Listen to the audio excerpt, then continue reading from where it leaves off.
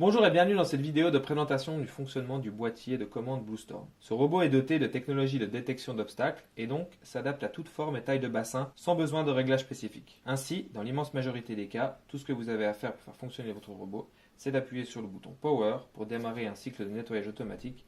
Le robot s'arrêtera tout seul au bout de 90 minutes. Néanmoins, pour quelques cas spécifiques, il existe des modes de fonctionnement alternatifs au mode auto. Ceux-ci sont décrits schématiquement sur le dessus du coffret et plus en détail dans le manuel utilisateur. Nous allons décrire dans cette vidéo quand et comment utiliser ces modes de fonctionnement. Donc avant toute chose, on va rappeler quelques règles de sécurité. Le boîtier doit être positionné à une distance de minimum 3 mètres du bassin et branché à une prise reliée à un disjoncteur différentiel comme indiqué dans le manuel utilisateur. Ensuite, le branchement du câble flottant. La gâchette du connecteur, toujours tournée vers le haut, et coïncider avec le petit guide sur le dessus du connecteur. On insère la fiche dans le connecteur jusqu'à entendre le clac comme ceci. Comme déjà expliqué, c'est le mode préconisé et adéquat dans l'immense majorité des cas. Démarrage sur simple pression du bouton Power et arrêt automatique au bout de 90 minutes. Donc là, séquence d'initialisation. La LED stop va clignoter pendant quelques secondes. La LED orange va elle aussi s'allumer. Et au bout de quelques secondes, le robot va démarrer. Voilà, ici en l'occurrence, il n'y a pas de robot connecté, donc le coffret va se mettre en mode sécurité et s'éteindre de lui-même au bout de quelques secondes. Voilà, comme c'est le cas à présent.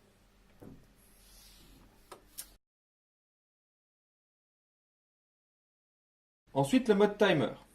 Donc, si vous souhaitez programmer quotidiennement un cycle de nettoyage ou si vous souhaitez simplement un cycle plus long que le cycle automatique de 90 minutes, vous pouvez activer le mode timer externe qui configure le robot en marche forcée.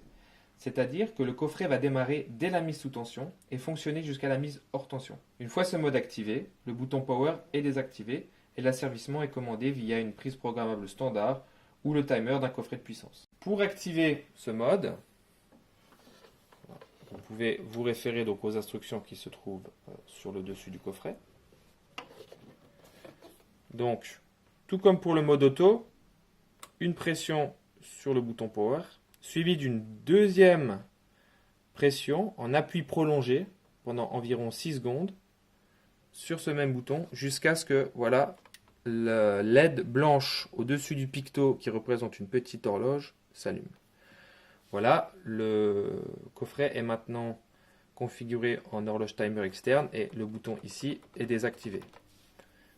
Donc là, le coffret va s'éteindre de lui-même puisqu'il va se mettre en mode sécurité en l'absence d'un robot. Mais pour s'assurer donc du fonctionnement de ce mode, on va mettre le robot hors tension et on va le rallumer pour s'apercevoir que dès la mise sous tension, le robot va lancer un cycle. Voilà, là on voit, pas eu besoin d'appuyer sur le bouton Power, le coffret se met automatiquement sous tension. Par contre, pour désactiver ce mode, là on se rend compte que je peux appuyer sur le bouton Power, il ne se passe rien. Il faut de nouveau couper l'alimentation. Et là donc, la rallumer. Et donc pendant les 5 secondes suivant la mise sous tension, rappuyer donc sur le bouton Power de manière prolongée pendant de nouveau 5 à 6 secondes jusqu'à ce que voilà, la LED au-dessus du picto horloge s'éteigne. Voilà, le robot est de nouveau en mode standard. Et là, va lancer un mode automatique. Il va s'arrêter, se mettre en mode sécurité.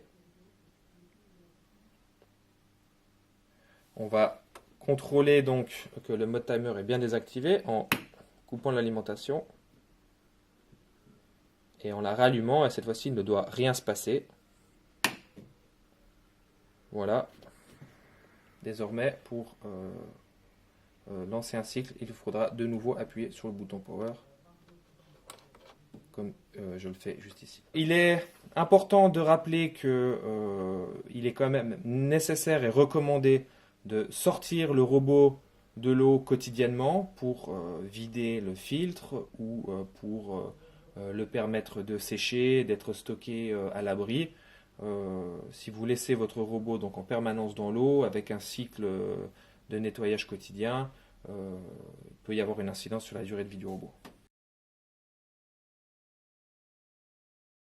Deuxième mode alternatif dont nous allons parler, c'est le mode filtration. Donc c'est le troisième mode que vous voyez sur le coffret. Donc c'est un mode très spécifique où en fait le robot agit comme un assistant de la filtration principale lorsque celle-ci est en hivernage par exemple pour assurer une filtration, une circulation de l'eau dans votre bassin. Donc le robot va fonctionner de la manière qui suit.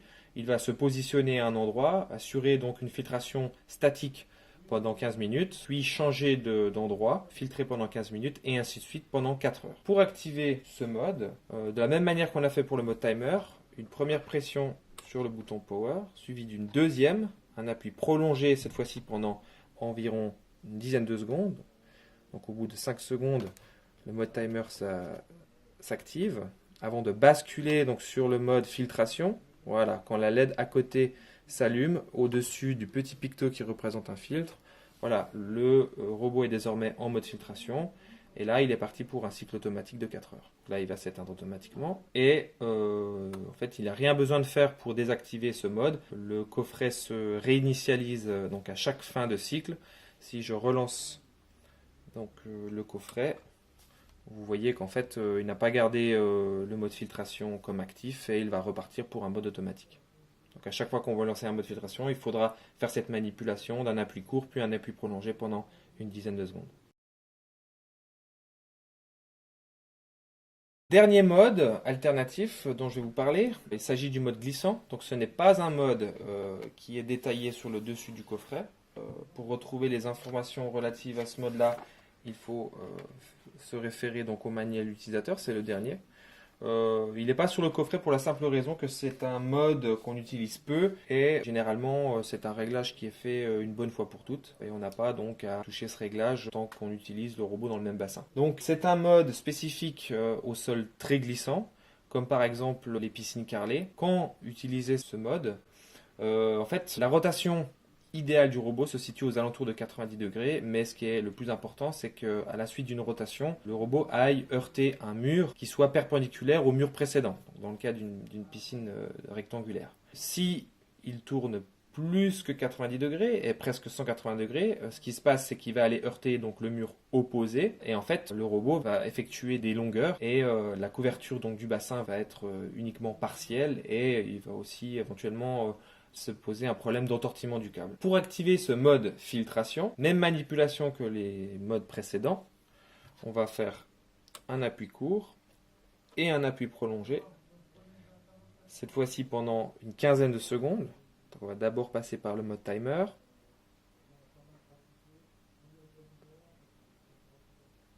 ensuite le mode filtration, et on va rester appuyé jusqu'à ce que la LED blanche tout à droite s'allume. Voilà. Donc le mode sol glissant est activé. Et le coffret va conserver donc ce réglage même après la mise sous tension. Donc on va contrôler que c'est bien le cas. Je remets le robot sous tension pour un mode automatique et on voit donc bien que la LED du mode sol glissant est toujours activée. Donc on peut utiliser son coffret en mode auto, en mode timer, en mode filtration, tout en conservant le réglage sol glissant. Ça n'a aucune incidence sur le fonctionnement des autres modes. La seule modification, c'est sur les séquences de rotation qui vont être raccourcies pour empêcher le robot de survirer. Donc pour désactiver maintenant ce mode sol glissant, on va, de la même manière qu'on l'a activé, un appui court, un appui prolongé, une nouvelle fois, environ une quinzaine de secondes. On passe par le mode timer, le mode filtration, et on maintient jusqu'à ce que la LED tout à droite s'éteigne.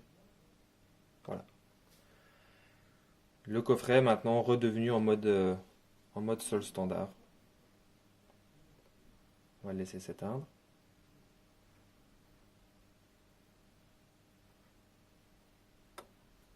rallumer. Voilà, on constate que la LED tout à droite est éteinte, le robot est revenu en mode standard et est parti maintenant pour un mode automatique. Voilà, c'est la fin de cette vidéo, merci de l'avoir regardée, j'espère qu'elle vous aura été utile. Pour plus de tutoriels sur les produits Pentair, abonnez-vous à notre chaîne YouTube Pentair Aquatic System EMEA ou téléchargez l'application PIP Scanner et scannez les PIP codes qui se retrouvent sur les emballages ou sur les produits, comme ici en dessous du coffret. Et en un scan, ayez accès directement au manuel utilisateur, aux vidéos, aux pièces détachées, etc. Voilà, bonne utilisation du robot et à bientôt.